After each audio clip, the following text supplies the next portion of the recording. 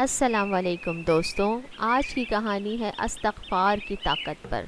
دیکھتے رہیے، سنو اور سیکھو۔ ایک نوجوان اپنی جاب کے لیے بہت پریشان تھا۔ مولوی صاحب سے پوچھا تو مولوی صاحب نے بتایا، بیٹا پریشان نہ ہو، میں تمہیں آج ایک عمل بتاتا ہوں۔ کبھی اللہ سے اپنے گناہوں کی معافی مانگی ہے؟ دیکھو، قرآن پاک میں اللہ تعالیٰ ارشاد فرما رہا ہے کہ جو شخص بھی سچے دل سے استغفار کرتا ہے، ہم بارشیں بھی برساتے ہیں، ہم اسے اولاد بھی دیتے ہیں، ہم اسے مال بھی دیتے ہیں، ہم اسے باغات کا مالک بنا دیتے ہیں، ہم اس پر نہریں جاری کرتے ہیں جن سے وہ سرفراز ہو سکے۔ جوانی کی عبادت اور توبہ تو اللہ کو بہت پسند ہے بیٹا۔